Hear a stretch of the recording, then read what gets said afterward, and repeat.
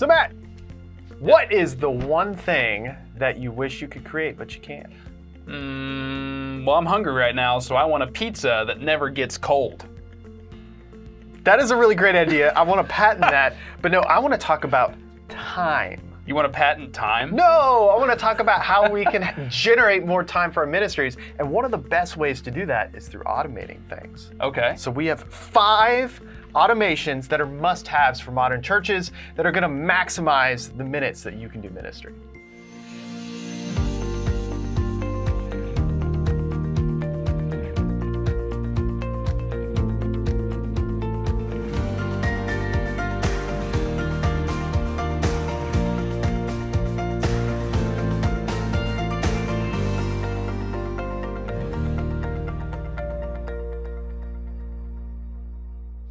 All right, Matt, automation number 1, and this is a first-time guest message. Okay. So first time someone visits our church, we get their information, right, and we reach out to them, send them a message.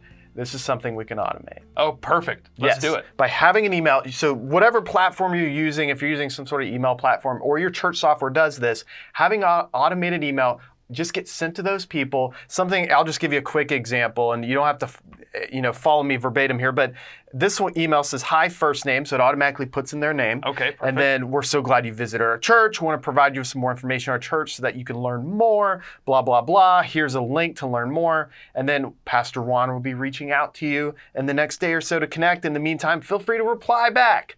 Easy. Very nice. easy. Perfect. It's nice and streamlined, and also just, it makes it simple because all of your guests are going to get the exact same experience. Yes. And also, it helps ensure, if this is an automation, it helps ensure that no one slips through the cracks. And I really like what you said, the same experience, yes, because we want to be consistent in how we reach out to all the people. Now, obviously, we don't want to be robotic about it, right, but we want to know that everyone is knowing, hey, this is how you learn more about our church, that you can reach back out, that one of our pastors is actually going to be reaching out. And so we're really setting the stage. And also, because this is a follow-up, this extends the welcome after they've left the church. Because chances are they're going to get this like in the afternoon or maybe even the following day. Yeah.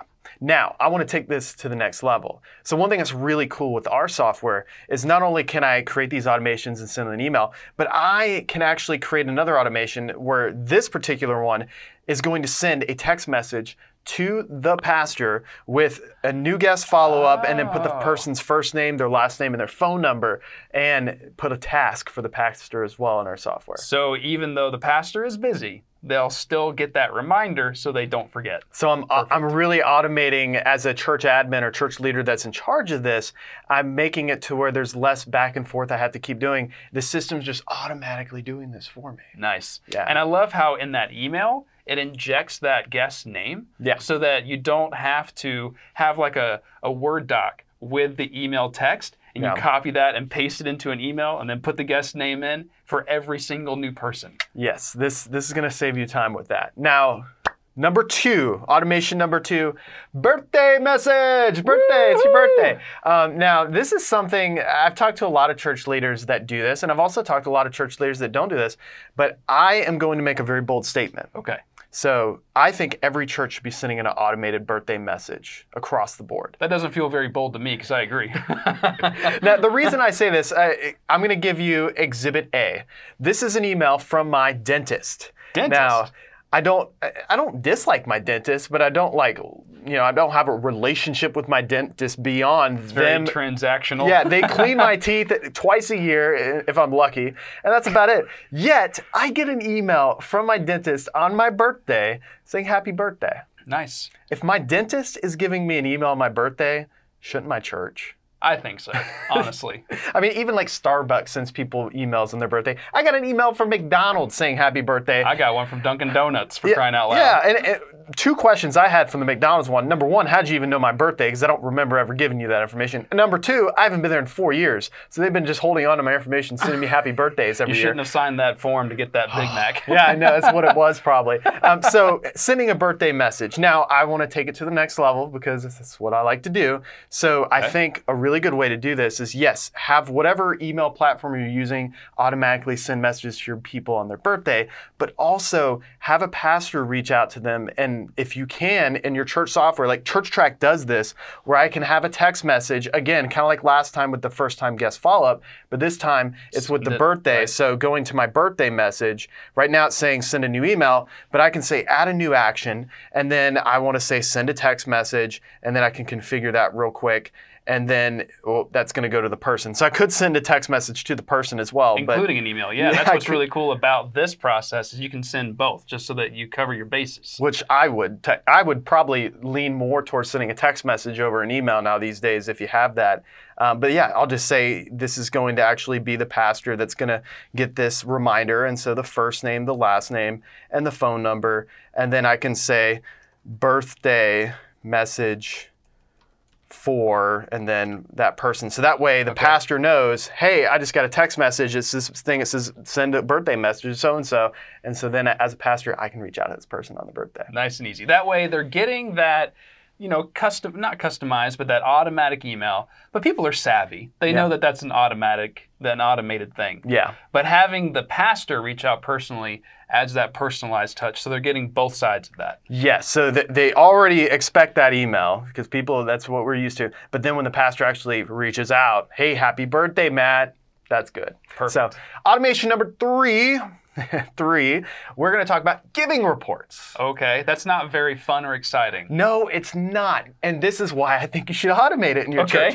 Because here's the deal. When we're a lot of times in church admin or church leader and you're wanting to send giving reports to the pastor or whoever, right. This is maybe a weekly thing you're doing. This is maybe like every 2 weeks, month, whatever it is that you're doing at your church. I talk to a lot of church leaders. I talk to church leaders every day, and I hear all the time from people asking how they can give their pastor the donation information without revealing names. Yeah. They want their pastor to know the totals and maybe where exactly the money was donated to within the church. Yeah. Just so that the pastor knows and can help steward that resource, but without having to see who gave what. Yeah. And also I talk to a lot of church leaders that they want to pass that along to the finance committee. They want to pass it along to like their denominational oversight committee or board or something like that. Yeah, and so what's really cool about our software, and your software may do this, but you can actually have reports automatically get sent to people. So like to show you what this looks like, I've got a weekly giving report. So every single week on Mondays at 9 a.m., this is going to send a giving report of the category summary to John. Okay. So one of our church leaders. And it happens every single Monday at 9 a.m. Perfect. Yeah, and I don't have to do everything that was donated the day before. Correct. Yeah. Okay. Isn't that sweet? Nice. So that's nice and easy. And I mean, if you're doing this every week, even if it only takes you 10 minutes every Monday to do this, that's 10 minutes of time that you're no longer spending. And there's 52 Mondays in a year. That's a long time. That's a lot of time saved up every year. Yeah, so if you're spending 10 minutes on a Monday sending different giving reports or just reports in general to people. It's 520 minutes a year. That's a lot of time. I could go on a golf course with that time there. All right, now. We're talking about saving time for ministry. I know, and I'm sitting here talking about golf. All right, so let's talk about the next one, and that is attendance tracking. Okay. And this is one we actually were talking about earlier. So a lot of churches are tracking attendance, whether it's for their small group, whether maybe they're tracking attendance in their entire church service, depending on what it is you're trying to do as a church. Now, you can have roll sheets and do all that, and our software even provides that. Sure. Just comes down to what your church needs. But what if there's a way where you could just pass that off to your leaders to where they can track the attendance? It automatically populates in your software, and so then you know exactly who was there, who wasn't there, and everything. And I've done this at churches before, where I've been in charge of collecting attendance records from different group leaders, whether it be like a Sunday school group leader or a small group leader or anything like that. Yeah. I have to like chase people down for whatever little slip of paper they wrote it on, or a check sheet, or ask them to text me or send me an email with that information. Yeah. And then I cobble all that together, jump into whatever software the church is using, and dump all that information in manually. But you're saying that the leaders can just send that report through the software. Yes. So if your software supports this, you can do something like this. Like, for example, this is how ours does it. Matt's going to show. So he's just logging into the church app as a church leader. Right. And then you just go to your attendance tracking. Yep. I just go up, I pull up the event for that group, And as the leader, all I have to do is just select the names of the people that are present. And that's how I send this report. So by doing this, I've simplified the work of that administrator or whoever's in charge of that small group program at your church. I've simplified that because now instead of that leader having to run everybody down and collect that information is just sent through the software. Instantly. Yeah. And then again, that leader doesn't have to plug in that information once it's received through the software. It's just a report. Yes. Now, speaking of reports, this is the last automation that I think is a must-have for churches, and this is absentee reports. Okay. So this is the other side of the attendance coin. Yeah. So automating your attendance tracking and putting that on your leaders and stuff to make your life easier, but also having a report automatically get sent to your leaders or a specific leader that's just overseeing everything, that's showing who was there, who was not there, whatever. And the reason I love absentee reports is because, at least in our software, you can have it to where maybe over a 4-week period of time, if a person didn't show up to a single one of those Sunday school classes or small groups, then that report's going to show that person. And so that way, as a leader, because you know how it is, as leaders, maybe you're a small group leader, you're teaching to maybe 12 people every single week. Sometimes it can be really easy to not realize that, oh, so-and-so hasn't been here in 3 or 4 weeks in a row. Yes, because you're so busy with life in general, because you're not a full-time small group leader. You are a dad. Yeah, you're a you volunteer. are working. And so being able to have a report automatically get sent to you every month where it says, hey, Matt, these are the 2 people that haven't attended your small group at all month. And that way you can see that information and then act on it. Reach out to those people. Perfect. Keep people from slipping through the cracks. It just simplifies something really important about ministry, which is pursuing those lost sheep or wandering sheep. Yes, it's pretty solid. I mean, these are some solid automations, aren't they? Absolutely.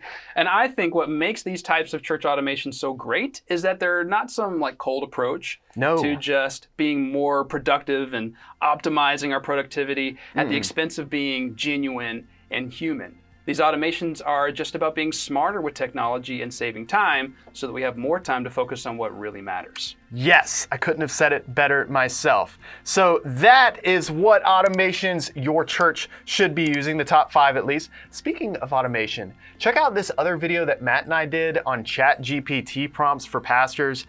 We show you from start to finish how you can use ChatGPT to help you with your sermon prep. It's pretty wild. And it was a lot of fun too. See ya.